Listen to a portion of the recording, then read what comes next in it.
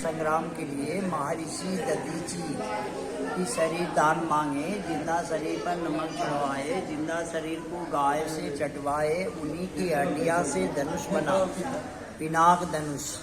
वही धनुष शिव ने परशुराम को दिए, परशुराम ने जनक को दिया था।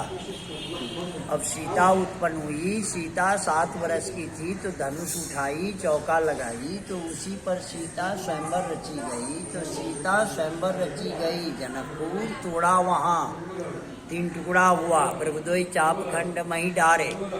तो दाहिना भाग गया आकाश रामेश्वरम धनुषकोटि तमिलनाडु, और बाया गया पाताल जनकपुर धनु सागर, यहाँ हुआ मध्य भाग। तही जन राम मध्य धनु तोड़ा, बीच का टुकड़ा। तो जो गिरा हुआ टुकड़ा धनुष का मेन इनको माना जाता है। ये टुकड़ा, ये पेड़ी पूरा धनुषी पर है। इसको भी 550 साल से ऊपर बता रहा है वैज्ञानिक। अब ये धनुष पूरब की ओर बढ़ता जा रहा है, लंबाई बढ़ रहा है। वो अभी नया निकल रहा है वहाँ, वो त्रिशूल के पास।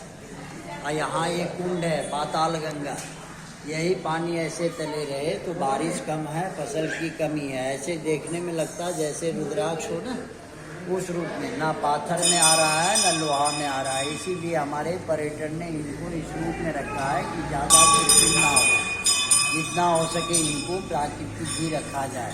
यही हुए यहाँ की संक्षेप कहानी। बोल सिद्धंसा धाम की जय।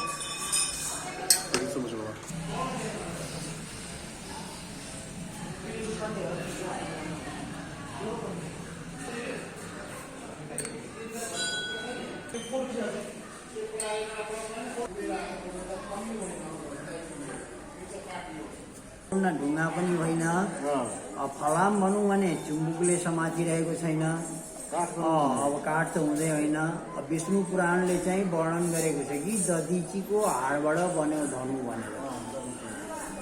माथि यो रुख छ, यो पिपलको रुख होइन? पिपल। यही भएर यसलाई मन्दिरमा बनाएर